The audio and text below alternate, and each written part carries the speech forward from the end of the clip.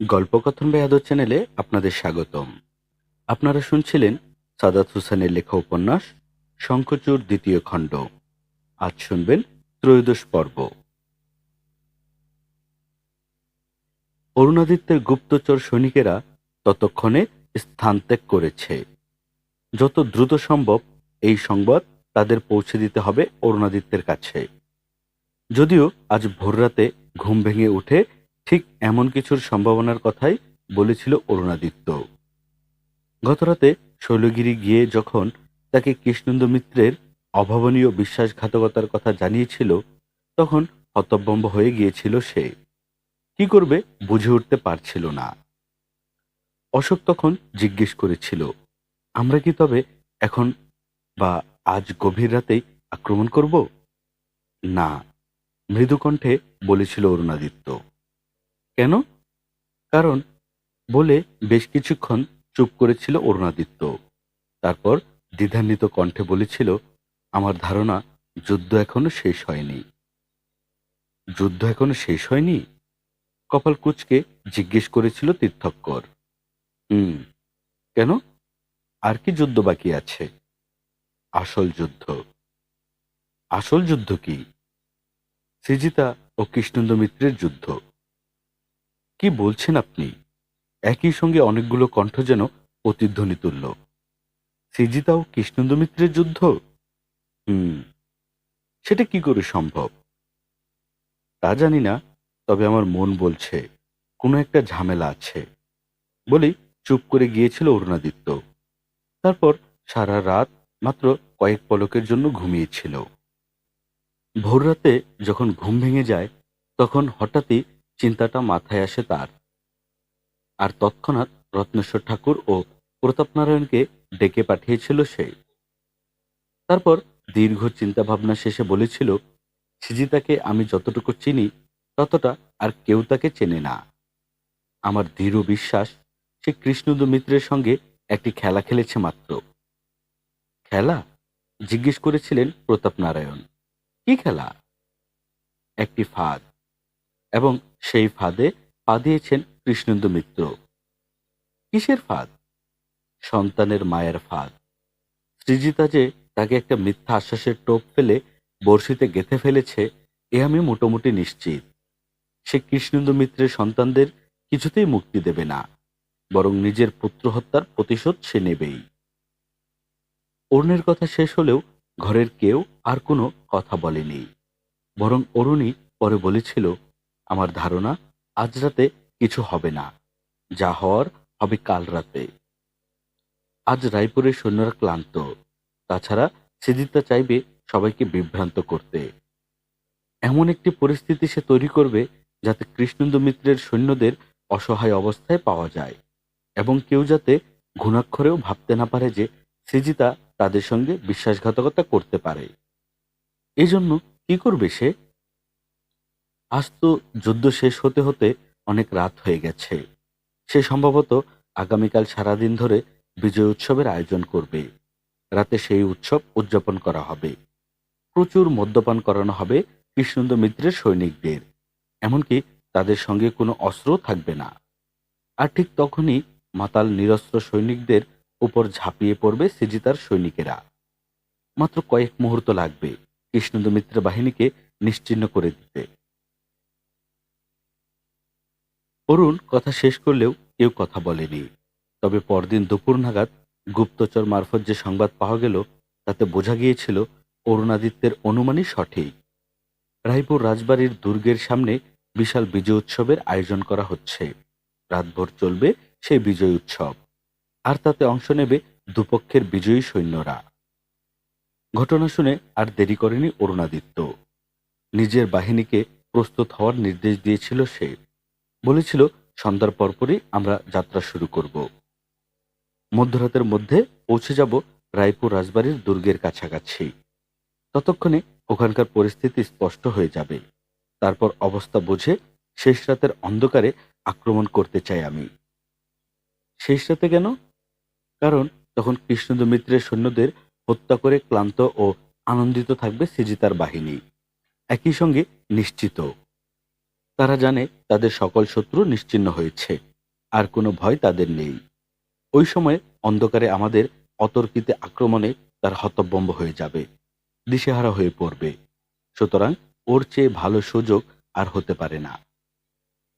এরপর আর কেউ কোনো প্রশ্ন করেনি। অরুণাদিত্যের সঙ্গে একমত হয়েছিল সকলেই।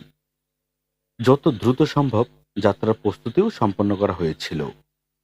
এখন এই মুহূর্তে গুপ্তচরদের কাছ থেকে পাওয়া তথ্য শুনে অরুণাদিত্যের মুখে মৃদু হাসি ফুটে উঠল। সে তার গুরুত্বপূর্ণ সদস্যদের ডেকে পাঠালো। তারপর বলল, আক্রমণের সকল প্রস্তুতি সম্পূর্ণ করুন। আর কিছুক্ষণের মধ্যেই আমরা সর্বশক্তিতে ঝাঁপিয়ে পড়ব রায়পুরের বাহিনীর উপর। এর চেয়ে বড় সুযোগ আর কখনো হবে না। আমরা যদি আমাদের সাধ্যের সবটুকু দিয়ে আঘাত করতে পারি, তাহলে রায়পুরে আর বিন্দুমাত্র কোনো সম্ভাবনা নেই। দ্রুত, একটা মুহূর্ত আর দেরি করা চলবে না। অরুণাদিত্যের বাহিনী যখন রায়পুরের সৈনিকদের উপর হামলা চালালো, তখন তারা ক্লান্ত বিধ্বস্ত। কৃষ্ণেন্দু মিত্রকে সপরিবারে হত্যা করা হয়েছে। হত্যা করা হয়েছে সঞ্জয় শেঠকেও। তারপর মহলে ফিরে গেছেন বিনয়াদিত্য, সৃজিতা ও বিশ্বম্বর রায় সহ অন্যরাও। তাদের এতদিনকার পুঞ্জীভূত সব জিজ্ঞাসা ও জিজ্ঞাসার সফল পরিণতি ঘটেছে অবশেষে। কিন্তু শেষ রাতের দিকে আচমকা ঘুম ভেঙে গেল সৃজিতার। দুর্গের বাইরে প্রবল চিৎকার ও ছুটাছুটির শব্দ শোনা যাচ্ছে। সে বিনয়াদিত্যকে ডেকে উঠালো। কাঁচা ঘুম ভাঙা বিনয়াদিত্য প্রথমে কিছু বুঝতে পারলেন না। তবে যতক্ষণে তিনি বুঝতে পারলেন, ততক্ষণে দুর্গ অভ্যন্তরেও প্রহরীদের বিক্ষিপ্ত ততস্ত্র পদক্ষেপ ও চিৎকার চেঁচামেচির শব্দ শোনা যেতে লাগল। দ্বিধান্বিত বিনয়াদিত্য ও সৃজিতা ঘর থেকে বের হয়ে এলো।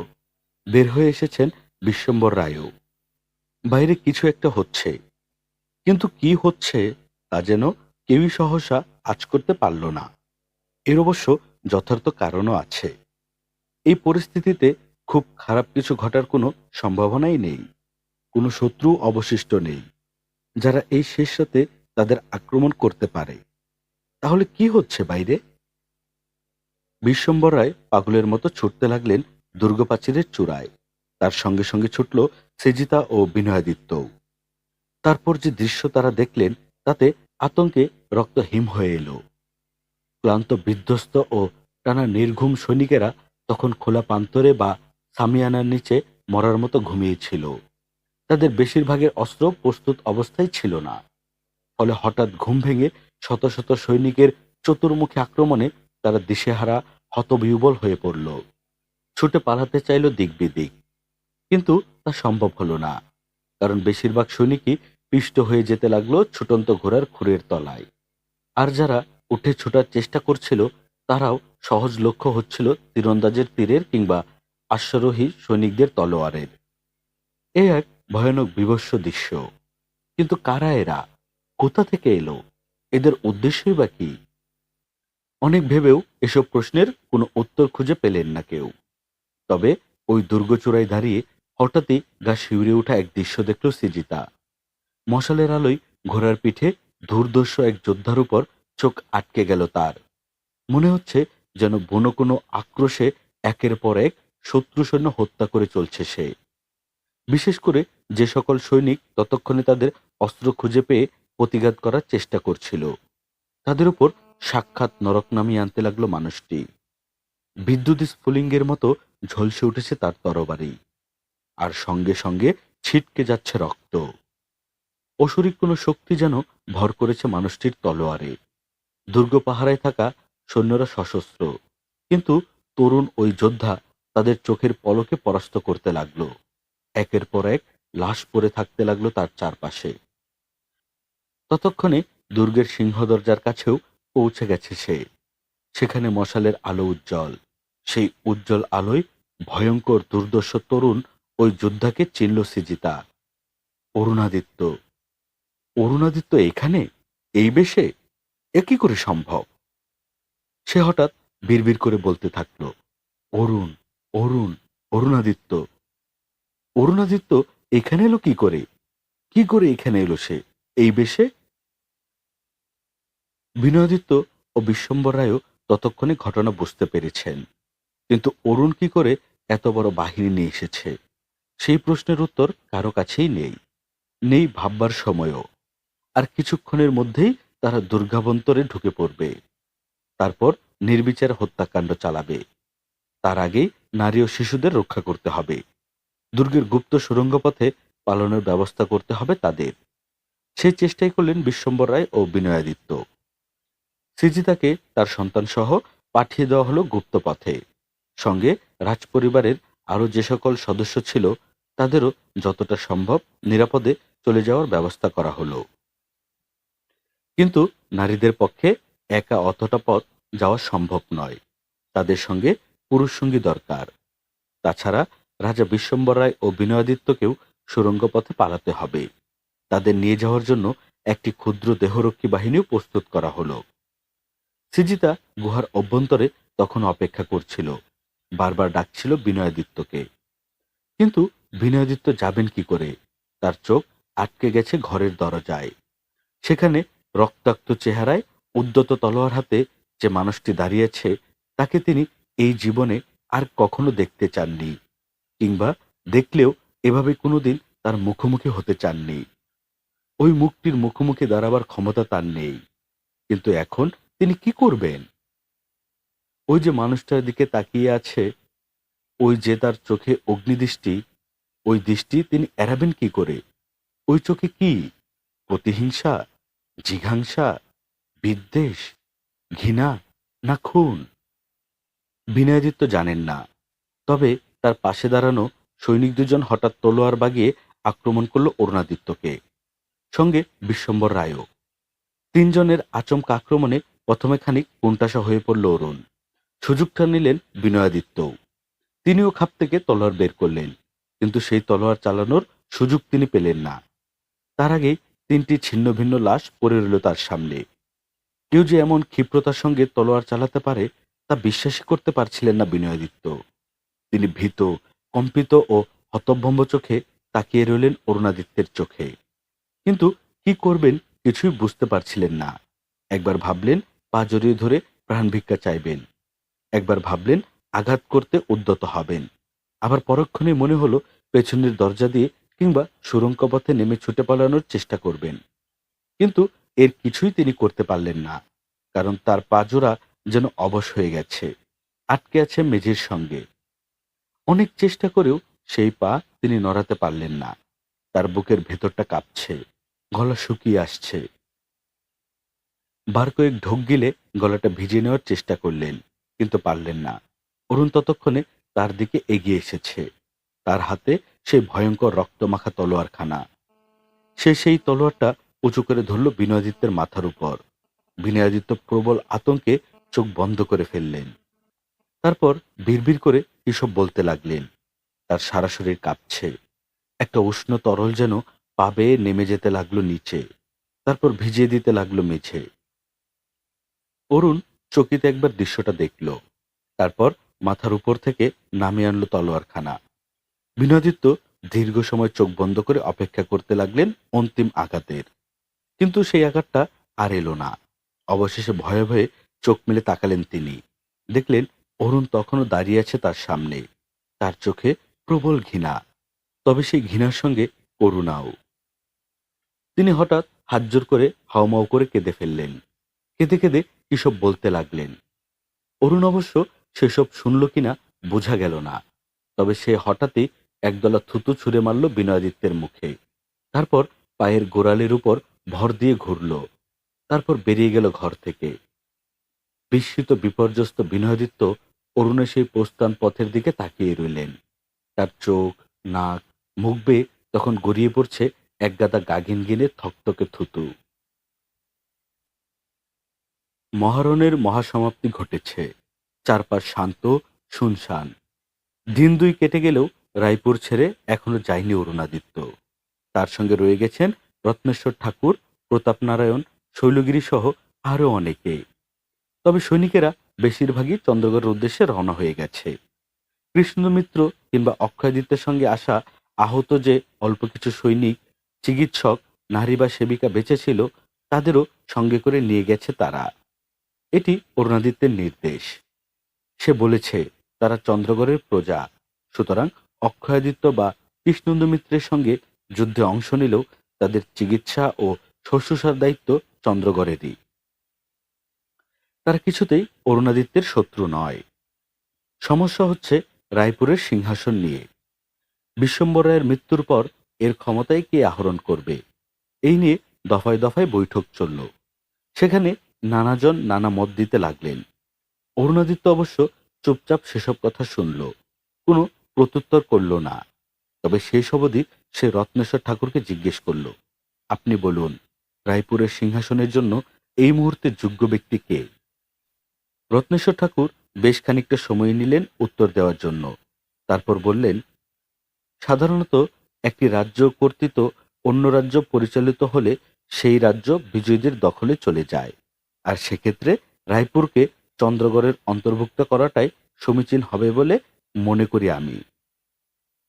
মানে রায়পুর এখন থেকে চন্দ্রগড় রাজ্যের অংশ হিসেবে পরিচিত হবে? হ্যাঁ, কারণ এটি এখন চন্দ্রগড় কর্তৃক দখলকৃত একটি রাজ্য। সেক্ষেত্রে চন্দ্রগড়ের রাজাই রায়পুরের রাজা হিসেবে স্বীকৃতি পাবে। তাই তো হওয়া উচিত। যুগে যুগে এমনটিই হয়ে এসেছে। তবে এত বড় রাজ্য চন্দ্রগড় থেকে পরিচালনা করা কঠিন। সেক্ষেত্রে চন্দ্রগড়ের রাজাকে মহারাজা উপাধি দিয়ে তার অধীনে এখানকার প্রশাসক হিসেবে একজন রাজা নিয়োগ দেওয়া যেতে পারে। কিন্তু সেই রাজাও হবেন চন্দ্রগড় রাজপরিবারের সদস্য। হুম বলে দীর্ঘ সময় গম্ভীর হয়ে রইল অরুণাদিত্য। তারপর বলল, কিন্তু আমার একটা ভিন্ন চিন্তা আছে। কি? ব্যাপারটা যদি এমন হয় তাহলে নিজেকে আমার কেমন দখলদার মনে হবে। এখানকার মানুষকে মনে হবে পরাধীন।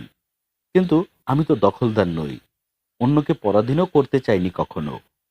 আমি বরং মানুষের মুক্তির জন্য এই যুদ্ধে নেমেছি। মানুষকে মুক্তি দিতে এসে তাদের পরাধীন করতে চাই না, আমি দখলদারও হতে চাই না। তার এই কথায় রত্নেশ্বর ঠাকুর চুপ করে গেলেন। এমন কথা তিনি অরুণাদিত্যের কাছ থেকে আশা করেননি, বরং ভেবেছিলেন অরুণাদিত্য বুঝি ওভাবেই ভাববে। খানিক বাদে তিনি বললেন, কিন্তু তাহলে এর সমাধান কি? বিশ্বম্বর রায়ের বংশধররা উত্তরাধিকার সূত্রে রায়পুরের রাজা হওয়ার দাবিদার, কিন্তু সেটি কি সমীচীন হবে?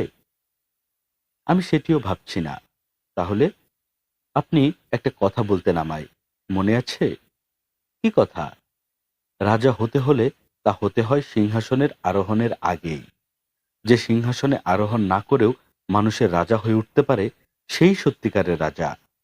কিন্তু যুগে যুগে এই যে উত্তরাধিকার সূত্রে লোকে রাজা হয়ে আসছে, এতে কি সবসময় যোগ্য ব্যক্তি জনগণের শাসক বা রাজা হতে পারে? তা পারে না। হ্যাঁ, পারে না। ফলে আমরা চারপাশে প্রচুর অযোগ্য রাজা দেখেছি, যারা শাসক হয়ে শোষণ করতে শুরু করেন, হয়ে ওঠেন শোষক। কিন্তু এটাই তো নিয়ম। এই নিয়মই চলে আসছে শত শত বছর ধরে। নিয়ম তো মানুষই তৈরি করেছে, তাই না? হ্যাঁ, তাহলে আমরা তো এই রায়পুর থেকেই আরেকটি নিয়ম তৈরি করতে পারি। কি নিয়ম?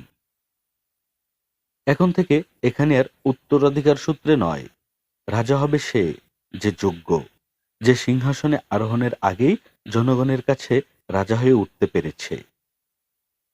সেটি কি করে সম্ভব? শহরে ঢেরা পিটিয়ে দেওয়া উচিত। রাজবাড়ির দুর্গের সামনে প্রজারা কাল উপস্থিত হবে। সেই প্রজারা তাদের মধ্য থেকে যোগ্য একজনকে রাজা নির্বাচিত করবে। যাকে সবচেয়ে বেশি মানুষ সমর্থন করবে, সেই হবে রায়পুরের নতুন রাজা। অরুণাদিত্য থামলেও কেউ কোনো কথা বলল না। তবে তার এই সিদ্ধান্ত যে বেশিরভাগেরই পছন্দ হয়নি, তা তাদের মুখ দেখেই বোঝা যাচ্ছিল। রত্নেশ্বর ঠাকুর বললেন, তোমার চিন্তা অপূর্ব, এমন করে এর আগে কেউ ভাবেনি। কিন্তু রাজ্য চালানোর জন্য অভিজ্ঞতার প্রয়োজন হয়, দরকার হয় দক্ষতার। একজন সাধারণ প্রজার কি সেই অভিজ্ঞতা বা দক্ষতা রয়েছে? আমার বিশ্বাস, প্রজা রাজাকে রাজা হিসেবে নির্বাচিত করবে, তিনি যোগ্য মানুষই হবেন। তাছাড়া রাজ্য পরিচালনার সব দায়িত্ব কেবল রাজার একার উপরই নির্ভর করা উচিত নয়। যুগ যুগ ধরে রাজা একাই রাজ্যের সর্বময় ক্ষমতার অধিকারী হয়ে এসেছেন। তার নির্দেশই একমাত্র নির্দেশ। তার একক সিদ্ধান্তই চূড়ান্ত সিদ্ধান্ত, তা ভুল হোক অথবা সঠিক। কিন্তু রায়পুরে নতুন নিয়ম হবে। রাজার সঙ্গে যোগ্যতা ও দক্ষতার ভিত্তিতে রাজসভাসদ নিয়োগ দেওয়া হবে। এটিও প্রজারাই করবেন। এই নির্বাচিত সভাসদরা রাজ্য পরিচালনায় রাজার সঙ্গে সক্রিয়ভাবে অংশগ্রহণ করবে। এতে রাজার একক কর্তৃত্ব থাকবে না এবং তার পক্ষে রাজ্য পরিচালনায় খুব বেশি ভুল করারও সুযোগ থাকবে না। অরুণ কথা শেষ করলেও বেশ কিছুক্ষণ কেউ কোনো কথা বলল না। তবে নীরবতা ভাঙলেন প্রতাপ নারায়ণ। তিনি সমর্থন জানালেন অরুণকে। মজার ব্যাপার হচ্ছে, এরপর একে একে প্রায় সকলেই তাকে সমর্থন জানাতে লাগলো। দুদিন বাদে রাজবাড়ির দুর্গের সম্মুখে খোলা প্রান্তরে প্রজাদের সমর্থনের ভিত্তিতে রাজা নির্বাচিত হল। যিনি নির্বাচিত হলেন তার নাম শুভ্রেন্দু বৈদ্য। তিনি পেশায় একজন চিকিৎসক। বছরের পর বছর ধরে দরিদ্র প্রজাদের বিনা পারিশ্রমিকে চিকিৎসা করেছেন তিনি। রায়পুরে একবার মহামারীর মতো ছড়িয়ে পড়ল পেটের পীড়া। সেই পীড়ায় গ্রামকে গ্রাম মানুষ মারা যেতে লাগলো। শুভ্রেন্দু কবিরাজ যেন তখন দেবদূতের মতো তাদের পাশে গিয়ে দাঁড়ালেন।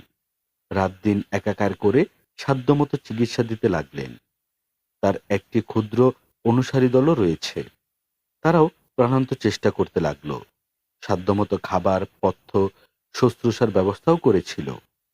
এতে অনেকে সুস্থ হয়ে উঠেছিলেন। মারাও গিয়েছিল প্রচুর লোক। কিন্তু এসব কিছুর চেয়ে বড় কথা হলো, অত বড় মহামারীতেও রায়পুরের রাজা কাউকে কোনো সহায়তাই করেননি। এমনকি সামান্য খোঁজ খবরও নেননি। বরং রাজবাড়ির ত্রিসীমানায় প্রজাদের প্রবেশ নিষিদ্ধ করেছিলেন। ওই ঘটনায় সাধারণ প্রজাদের কাছে তুমুল জনপ্রিয় হয়ে ওঠেন শুভ্রেন্দু বৈদ্য ও তার দল। ফলে সিংহভাগ প্রজার সমর্থনে তিনি রায়পুরের রাজা হিসেবে সিংহাসনে আরোহণ করলেন। তার অভিষেক অনুষ্ঠানে উপস্থিত রইল অরুণাদিত্য। এই কয়েকদিনের মধ্যেই তারা যাত্রা শুরু করলো চন্দ্রগড়ের উদ্দেশ্যে। অদ্ভুত ব্যাপার হলো, চন্দ্রগড়ে পৌঁছে বিস্ময়ে অভিভূত হয়ে গেল অরুণাদিত্য। অসংখ্য মানুষ রাস্তার দুই ধারে তার নামে হর্ষধ্বনি করছে। গায়কেরা তার নামে নানান সঙ্গীত রচনা করেছে। সেই সব সঙ্গীত মানুষের মুখে মুখে উচ্চারিত হচ্ছে। নানা ধরনের কাব্য শ্লোকে মুখরিত হয়ে উঠেছে চারপাশ। রাস্তার দুই ধারে বাড়ি থেকে যেন পুষ্পবৃষ্টি হতে লাগলো তার মাথার উপর। এই পুরোটা সময় অরুণাদিত্যের পাশে বসেছিল শৈলগিরি। অদ্ভুত ব্যাপার হচ্ছে, তার পরনে আজ আর পুরুষের পোশাক নয়। সম্ভবত তরুণী হয়ে ওঠার পর এটিই তার প্রথম নারীদের পোশাক। রায়পুরে রাজার রাজ্যাভিষেকের দিন তাকে এই পোশাক উপহার দিয়েছিল অরুণাদিত্য। গোলাপি ঝাড়ওয়ালা রাজকীয় সেই পোশাকে তাকে দেখতে লাগছে অপূর্ব। যেন অনিন্দ রূপবতী এক তরুণী রানী তার সুদর্শন রাজার পাশে বসে বিজয় মিছিলে অংশ নিয়েছেন। এমন যুগলকে একসঙ্গে দেখে প্রজাদের আনন্দ যেন বহুগুণে বেড়ে গেল। তারা নতুন রাজা ও রানীর নামে হর্ষধ্বনি করতে লাগলো। রায়পুরে প্রথম যেদিন এই পোশাক পরে অরুণাদিত্যের সামনে এসেছিল শৈলগিরি, সেদিন অপলক চোখে তাকিয়েছিল অরুণ। দীর্ঘ সময়ে একবারের জন্যেও চোখের পলক ফেলেনি সে। বিষয়টাতে ভারী লজ্জা পেয়েছিল শৈলগিরি। সে সল্লজ্জ ভঙ্গিতে জানতে চেয়েছিল, অমন করে কি দেখছে অরুণাদিত্য। জবাবে অরুণ তার মুখখানা দুহাতে ধরে চোখে চোখ রেখে ফিসফিস করে বলেছিল, কবি তার কবিতার মুখপানে চেয়ে ভাবে ভগবান সৃজিল এক মায়াময়ী মেয়ে। সেই কবিতা শুনে লজ্জায় অরুণের বুকের সঙ্গে মিশে গিয়েছিল শৈলগিরি। তার হঠাৎ মনে হয়েছিল, এই যে জীবন, এই জীবনেও যে এমন অনাবিকৃষ্ট আনন্দের অন্তহীন কোনো উৎস লুকিয়ে থাকতে পারে, তা কেন এর আগে কখনো বোঝেনি সে। কেন বোঝেনি ভালোবাসা মানুষকে জগতের শ্রেষ্ঠতম অনুভূতিতে বিবশ করে ফেলে। পৃথিবীতেই খুলে দেয় স্বর্গের সুরভিত দুয়ার। সেই সৌরভে জীবন ও জগৎ অপার্থিব এক ভালো লাগায় পরিপূর্ণ হয়ে ওঠে। কিন্তু সে কি এই ভালোবাসার যোগ্য? এমন অনির্বচনীয় অথৈ ভালোবাসার? তার চোখ ভেঙে হঠাৎ জল এসেছিল। সেই জলে ভেসে গিয়েছিল অরুণের বুক। সে শৈলগিরির মুখখানা তুলে ধরে বলেছিল, কি গো মায়াময়ী মেয়ে, কাঁদছ কেন? তুমি কি জানো, কাঁদলে তোমায় আরো বেশি মায়াময় লাগে। মনে হয় টুক করে তোমাকে আমার বুকের ভেতর লুকিয়ে ফেলি, কিংবা জলের সঙ্গে মিশিয়ে আখণ্ড পান করে ফেলি, যাতে কেউ আর কখনো তোমায় দেখতে না পায়। কেন জানো? শৈলগিরি মুখ তুলে তাকালো। তার চোখে প্রশ্ন। কেন? কারণ কেউ দেখলেই যদি সে তোমার প্রেমে পড়ে যায়, ভালোবেসে ফেলে, তখন আমার কি হবে? কি হবে আমার? শৈলগিরি এই প্রশ্নের কি উত্তর দেবে সে কোনো কথা বলেনি। তবে ওই চোখ ভর্তি জল নিয়ে এক অনির্বাচনীয় ভালো লাগার আবেশে বিবশ হয়ে ছোট এক পাখির মতো অরুণের বুকের মধ্যে মিশে গিয়েছিল সে। চন্দ্রগড় রাজবাড়ি নতুন করে সাজানো হয়েছে। অক্ষয়দিত্যের সময়ে যাদের বন্দী করা হয়েছিল তারা মুক্তি পেয়েছে। বিশেষ করে দেবসিংহ ও গুপ্তচর বিষ্ণুদেব সহ আরো অনেকে। বৃদ্ধ চিত্রলেখা দেবী শয্যাশায়ী। যুদ্ধে পরাজয় ও পুত্র অক্ষয়াদিত্যের মৃত্যুর সংবাদ শোনার সঙ্গে সঙ্গে প্রচণ্ড অসুস্থ হয়ে পড়েছিলেন তিনি। তার সেই অবস্থা এতটাই শোচনীয় যে তিনি আর কখনো সুস্থ জীবনে ফিরে আসতে পারবেন কিনা তা নিয়ে রাজবৈদ্যদের মনেও যথেষ্ট সংশয় তৈরি হয়েছে। গজেন্দ্রগড় দুর্গ থেকে অন্নপূর্ণা দেবী ও বিভাবতীকে রাজধানীতে আনার ব্যবস্থা করা হয়েছে। জমিদার ইন্দ্রনারায়ণ অবশ্য আসেননি, বরং তার সৈনিকেরাও ফিরে গেছে জলন্দপুর। এই ব্যবস্থা অবশ্য করেছেন রত্নেশ্বর ঠাকুর। অরুণ বলেছিল, এত দ্রুতই তাদের ফেরত পাঠানোর কি প্রয়োজন? রাজ্যাভিষেকের পরই না হয়ে যাবে। কিন্তু যুবরাজ, জলন্দপুর জমিদার বাড়ি এই মুহূর্তে সম্পূর্ণ অরক্ষিত। এটি কি কোনোভাবেই সমীচীন হবে? তাছাড়া আমাদের হাজার চারেক সৈনিক তো এই মুহূর্তে চন্দ্রগড়ে রয়েছেই। সুতরাং তাদের অকারণে আটকে রাখাটা সঙ্গতও নয়। যুক্তিটা পছন্দ হলো অরুণাদিত্যের। চন্দ্রগড়ের নিজস্ব কোনো সেনাবাহিনী এই মুহূর্তে পুরোপুরি প্রস্তুত অবস্থায় নেই। ফলে রাজ্যের নিরাপত্তার সকল দায়িত্ব ন্যস্ত করা হলো বনপতির বাহিনীর উপরই। অরুণ অবশ্য তাদের এখন আর আলাদা বাহিনী ভাবতে নারাজ। তার পরিকল্পনা, রাজ্যাভিষেকের দিনই বনপতির বাহিনীকে বিশাল সংবর্ধনা দেওয়া হবে এবং তাদের চন্দ্রগড়ের মূল বাহিনী হিসেবে স্বীকৃতি প্রদান করা হবে।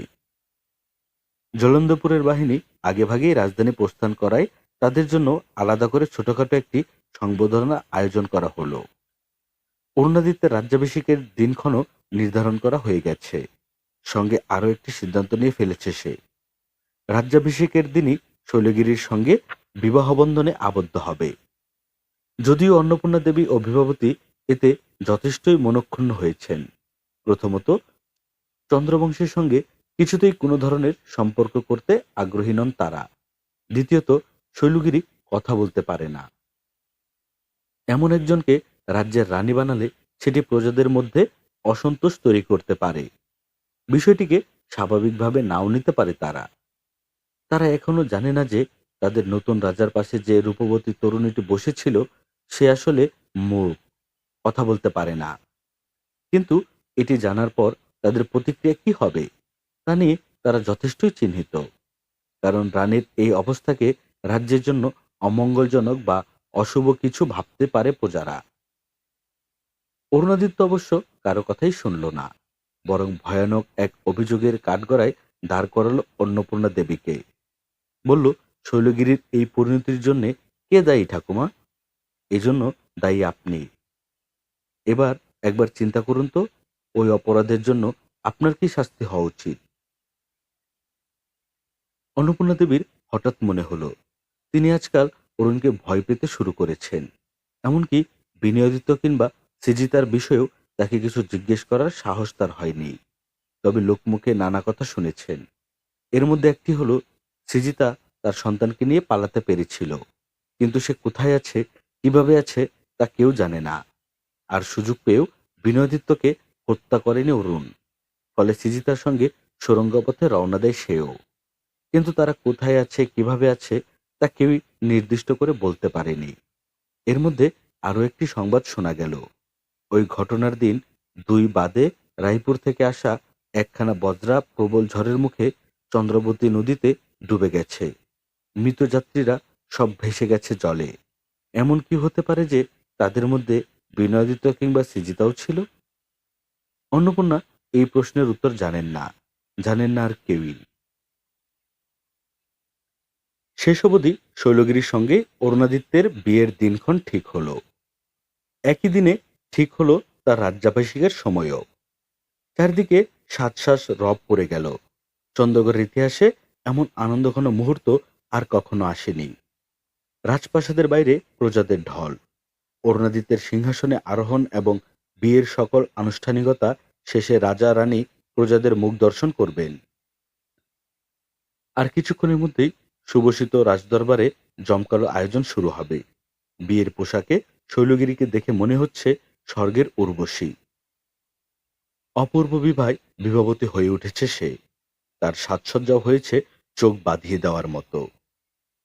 অরুণাদিত্যকে দেখেও মনে হচ্ছে কল্পলোকের কোনো রাজপুত্র। তার সাজসজ্জায় সামান্যতম খামতি নেই। নানান জায়গা থেকে অভ্যাগত রাজ অতিথিরা এসেছেন। তাদের মধ্যে অন্তঃপুরে থাকা নারীরা বারবার উকিঝুঁকি মেরে দেখছিল অরুণকে। সঙ্গে খানিক আফসোসও যেন করছিল। এমন সুদর্শন এক রাজপুত্র চিরদিনের জন্য অন্য নারীর হয়ে যাওয়ার দিন আজ। আর কিছুক্ষণ পরেই সে চন্দ্রগড়ের রাজা হিসেবে অভিষিক্ত হবে।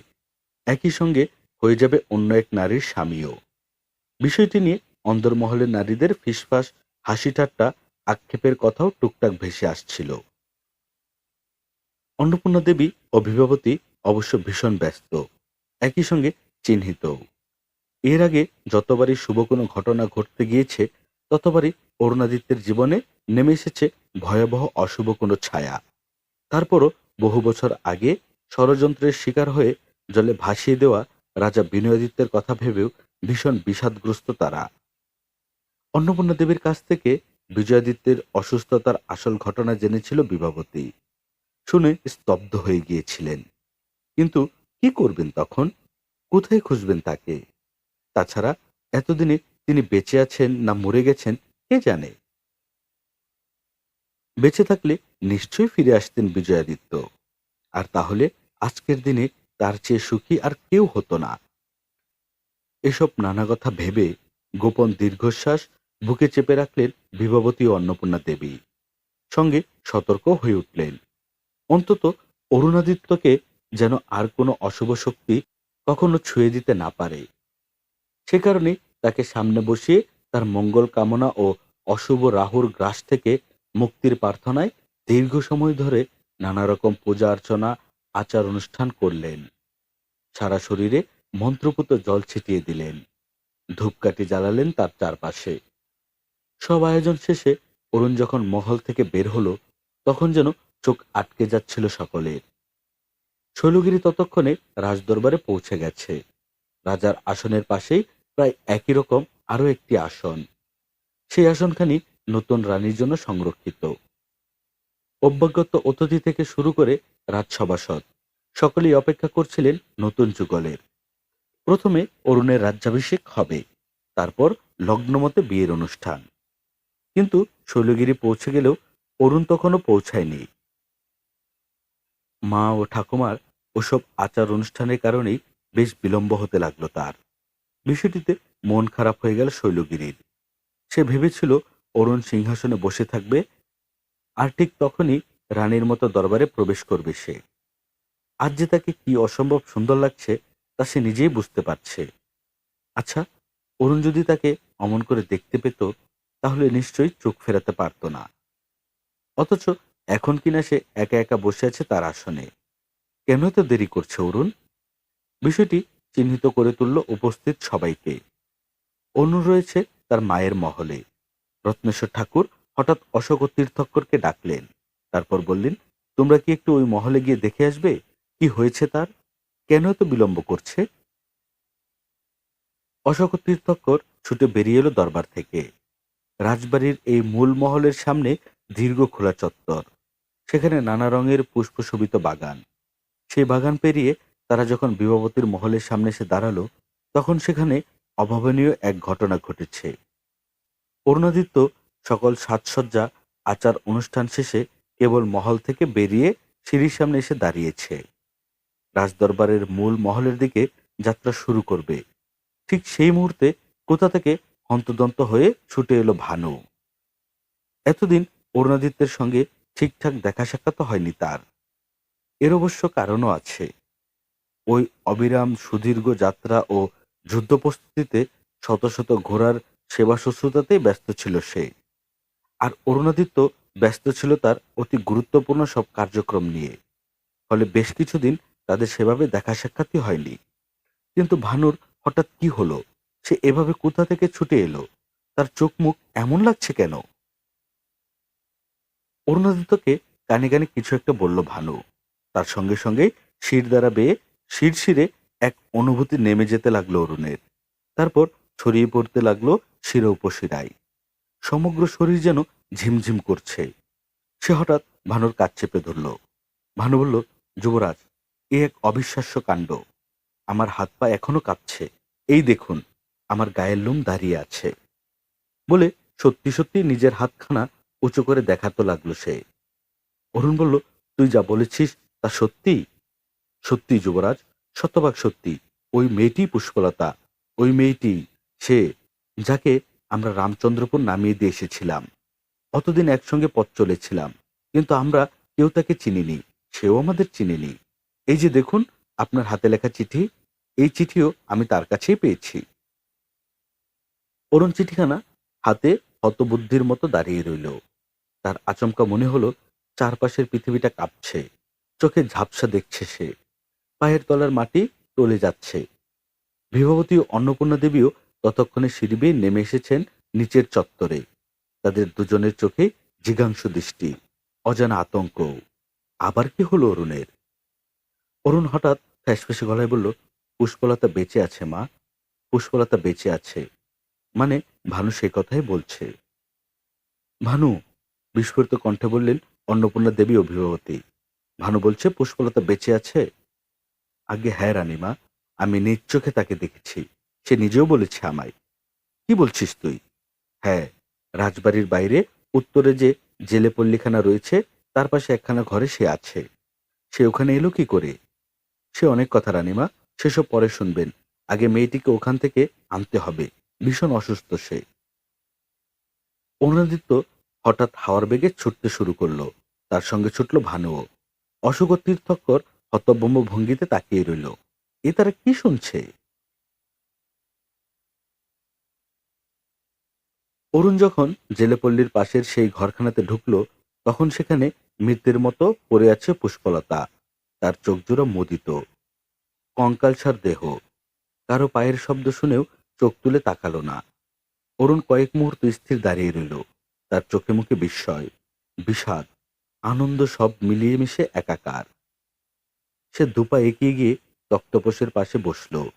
তারপর মৃদু কিন্তু স্পষ্ট কণ্ঠে বলল, পুষ্প, পুষ্পলতা। পুষ্পলতা চোখ তুলে তাকালো। ওই তো সেই চোখ, ওই তো সেই চোখের দৃষ্টি।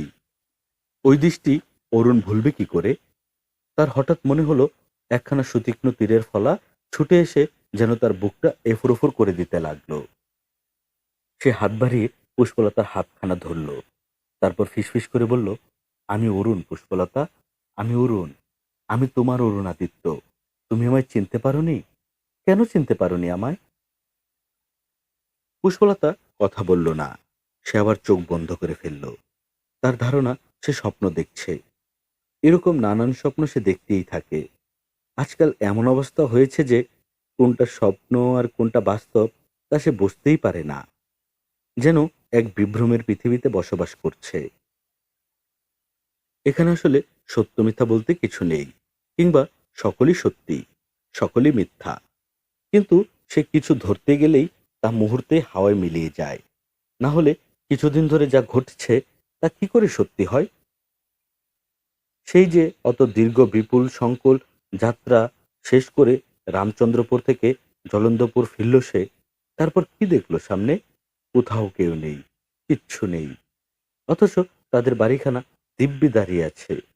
এও কি সত্যি হওয়া সম্ভব? সম্ভব না। নিশ্চয়ই এর কোথাও কোনো ঝামেলা আছে। হয় সে পাগল হয়ে গেছে, অথবা তার সঙ্গে এমন কিছু ঘটছে যা সে কিছুতেই ব্যাখ্যা করতে পারছে না। তারপর হঠাৎ কারা যেন এসে তাকে তুলে নিয়ে গেল। কোথায় নিয়ে গেল, কেন নিয়ে গেল, তাও কিছুই বুঝল না সে। কেবল বুঝল দিনের পর দিন একটানা ঘোড়ার গাড়িতে পথ চলছে সে।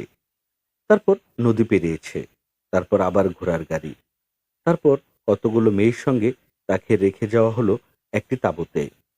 যাওয়ার সময় কেউ একজন বলে গেল, একে কিন্তু কোথাও যেতে দিও না, একে আমাদের কাজে লাগবে। পুষ্পলতা তখন অসুস্থতার ঘোরে উঠে বসতে পারছে না, দাঁড়াতে পারছে না, কাউকে কিছু বলতে বা জিজ্ঞেস করতেও ইচ্ছে করেনি তার। অবশ্য তারাও কিছু জানতে চায়নি। সে কেবল অন্যদের টুকরো কথাবার্তা শুনে বুঝতে পেরেছিল ওখানে কোনো যুদ্ধ চলছে, কিন্তু ওই যুদ্ধের মধ্যে তাকে কেন নিয়ে আসা হলো। এসব কথা অবশ্য এক নাগারে বেশিক্ষণ ভাবতেও পারছিল না পুষ্পলতা, বরং কিছুক্ষণ পরপরই অচেতন হয়ে পড়ত, কিংবা তলিয়ে যেত গভীর ঘুমে। দিন রাতের কোনো কিছুই আর ফারাক করতে পারত না। তারপর হঠাৎ করে আবার একদিন অন্য মেয়েগুলোর সঙ্গে তাকেও জুড়ি গাড়িতে তোলা হলো। তারপর আবার দীর্ঘ পথ, সেই পথ পেরিয়ে এসে তাকে রেখে যাওয়া হলো এখানে, এই ঘরখানাতে, সঙ্গে আরো একটি মেয়ে। সেই মেয়েটি তাকে খাবার দাবার দিত, এটা সেটা জিজ্ঞেস করত, কিন্তু তার কোনোটিরই উত্তর দেওয়ার ইচ্ছে বা অবস্থা কিছুই তার ছিল না। তার কেবল মনে হতো এই যা যা ঘটছে তার কিছুই সত্যি নয়, বা সে বেঁচে নেই, বা সে হঠাৎ ঘুম ভেঙে উঠে দেখবে এতক্ষণ আসলে স্বপ্ন দেখছিল। এই যে এখন যেমন দেখছে, এই মানুষটিকে আর কত স্বপ্ন দেখবে সে। রোজ যে কত অসংখ্যবার তাকে স্বপ্নে দেখে পুষ্পলতা, তার ইয়াত্তা নেই। এই ঘোর কবে কাটবে তার? আসলেই কি কাটবে, নাকি এ তার মৃত্যুর ওপারের জীবন? আজ অবশ্য আরো একটা অদ্ভুত স্বপ্ন সে দেখছিল। তার সঙ্গের মেয়েটি আজ ঘরে নেই, ফলে কি একটা কাজে দেয়াল ধরে ধরে কোনোভাবে বাইরে বেরিয়েছিল। আর ঠিক তখনই লোকটাকে দেখল। কিন্তু ওই লোকটা এখানে আসবে কি করে? তার ২ হাত ভর্তি মাছ। সম্ভবত মাছ কিনতে এসেছিল আশেপাশে কোথাও। কিন্তু তার তো এখানে আসার কথা নয়। নাকি এটাও স্বপ্ন? বার কয়েক তেমনই মনে হয়েছিল পুষ্পলতার। তারপরও শরীরের সব শক্তি জড়ো করে মানুষটাকে ডাকল সে। কি যেন নাম তার? ভানু। হ্যাঁ, ভানুই তো। সে যে দীর্ঘ পথ তারা একসঙ্গে চলেছিল, তখন অরুণাদিত্য তাকে তো ওই নামেই ডাকত। কিন্তু সে এখানে এলো কি করে? তাহলে অরুণাদিত্য কি এখানেই কোথাও আছে? কি নাম এই জায়গাটির? সত্যিই কি অরুণাদিত্য আছে এখানে? ভাবতেই কোথা থেকে অদ্ভুত এক শক্তি এসে জড়ো হলো তার শরীরে। সে তার সর্বশক্তি দিয়ে লোকটাকে ডাকার চেষ্টা করল। ভানু, ভানু, ভানু। ভানু চমকে পেছন ফিরে তাকিয়েছিল। তারপর কাছে এসে হতভম্ব হয়ে গিয়েছিল। পুষ্পলতাকে চিনতে এক মুহূর্তও বিলম্ব হয়নি তার। হ্যাঁ, মেয়েটি অনেক রোগা হয়ে গেছে, দেখতে ভয়ানক অসুস্থ লাগছে। কিন্তু তারপরও তাকে না চেনার কোনো কারণই নেই। কিন্তু সেই মেয়ে এখানে এলো কি করে? তারপরের ঘটনাটুকু ভানুর শরীর জুড়ে যেন বিদ্যুৎ প্রবাহ বাইয়ে দিল। মেয়েটি তাকে বলল সে নাকি পুষ্পলতা, অরুণাদিত্যর স্ত্রী। কথাটি কিছুতেই বিশ্বাস হতে চায়নি ভানুর। কিন্তু পুষ্পলতা যখন তাকে ওই চিঠিখানা দিল, তখন আর এক মুহূর্তও দেরি করেনি সে। ছুটে গিয়েছিল রাজপ্রাসাদে। আর যাওয়ার আগে বলেছিল, আপনি কোথাও যাবেন না, এখানেই থাকবেন। যুবরাজকে এক্ষুনি জানাচ্ছি আমি। তারপর কতক্ষণ অপেক্ষাও করেছিল পুষ্পলতা। তারপর আবার ঘুমিয়ে পড়েছিল। তারপর জেগে উঠেছিল আবার। কিন্তু আর কেউ আসেনি দেখে ভেবেছিল ওটাও হয়তো কোনো ঘড়ি ছিল, কিংবা তার আর সব স্বপ্নের মতোই স্বপ্ন। কিন্তু এই যে এখন সে যা দেখছে, তা কি সত্যি? নিশ্চয়ই নয়। এ সত্যি হতে যাবে কোন দুঃখে? বিড়বিড় করে নিজেকেই যেন কথাটা বলল পুষ্পলতা। তারপর হাসলো মৃদু, যেন নিজের আকাশ কুসুম অলীক কল্পনাকে নিজেই শ্লেষ করল। কিন্তু মানুষটা যে এখনো ডাকছে তাকে, ডেকেই যাচ্ছে। পুষ্প, পুষ্পলতা, আমি অরুণ, অরুণাদিত্য। তুমি তাকাও, এই চিঠি তুমি আমায় লিখেছিলে, তুমি? ততক্ষণে বিভাবতীও অরুণের পেছনে এসে দাঁড়িয়েছেন। তিনি মাত্র এক পলক দেখলেন পুষ্পলতাকে। তারপর তীক্ষ্ণ কণ্ঠে বললেন, এ আমাদের পুষ্পলতা অরুণ, এ আমাদের পুষ্পলতা। কিন্তু সে এখানে এলো কি করে? কি হয়েছে তার? অরুণ আর সেই প্রশ্নের উত্তর দিল না। সে পুষ্পলতাকে তুলে নিল। তারপর তার মুখের কাছে ঠোঁট নিয়ে স্পষ্ট নরম গলায় বলল, আমার দিকে তাকাও পুষ্পলতা, তাকাও আমার দিকে। আমি অরুণাদিত্য, সত্যি সত্যি অরুণাদিত্য। পুষ্পলতা এবার তাকালো। বাইরে ততক্ষণে অন্ধকার নেমেছে, কিন্তু তাতে অরুণাদিত্যকে দেখতে একটু অসুবিধা হলো না পুষ্পলতার। সে বিড়বিড় করে বলল, আপনি সত্যিই তো? অরুণ বলল, হ্যাঁ, আমি সত্যি, আমি সত্যি পুষ্পলতা। আপনি মিথ্যা নন তো? মিথ্যে কেন হব? যদি স্বপ্ন হন, খানিক বাদে যদি মিলিয়ে যান। মেলাবো না পুষ্পলতা, আমি কক্ষনো মেলাবো না। এই যে আমার গা ছুঁয়ে দেখো, আমি সত্যি, আমি স্বপ্ন নই। পুষ্পলতা ফিসফিস করে বলল, আমার ভয় হচ্ছে, মনে হচ্ছে আমি আপনাকে ছুতে গেলেই আপনি মিলিয়ে যাবেন, আর ঘুম ভেঙে যাবে আমার। তারপর দেখব আপনি কোথাও নেই। এজন্য আপনাকে ছুঁয়ে দেখতে আমার ভয় হচ্ছে। অরুণ বলল, তাহলে আমি তোমায় ছুঁয়ে দিই, আমার স্পর্শ নিশ্চয়ই তুমি টের পাবে, পাবে না? পুষ্পলতা মাথা নাড়ল। অরুণ তার আলতো স্পর্শে ছুঁয়ে দিতে লাগলো পুষ্পলতার গাল, কপাল, ঠোঁট, চোখ। কুশলতার হঠাৎ মনে হলো জগতের সকল প্রাপ্তি ও প্রশান্তির অনুভব তার শরীর ও মনকে সর্বপ্লাবী বাণের মতো প্লাবিত করে দিচ্ছে। এমন শান্তি যে এই জীবনে কখনো পায়নি, অনুভব করেনি। এমন স্পর্শও কখনো কোনোদিন ছুঁয়ে যায়নি তাকে। সে হঠাৎ দুহাতে অরুণাদিত্যকে জড়িয়ে ধরার চেষ্টা করল, কিন্তু পারল না। তবে তার ওই গভীর কালো চোখের কোলবে দুফোঁটা অশ্রু গড়িয়ে পড়তে লাগলো অরুণাদিত্যের হাতে।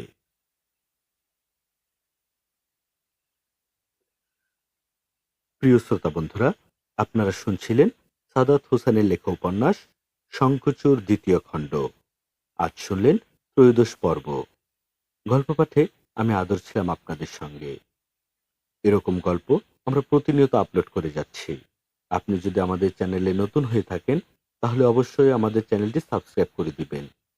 আমাদের গল্প পাঠ ভালো লাগলে বন্ধুদের সঙ্গে শেয়ার করবেন। পরবর্তী গল্প শোনার আমন্ত্রণ জানিয়ে আজকের মতো এখানেই বিদায় নিচ্ছি। সবাই ভালো থাকবেন, সুস্থ থাকবেন, সুন্দর থাকবেন। আল্লাহ হাফেজ।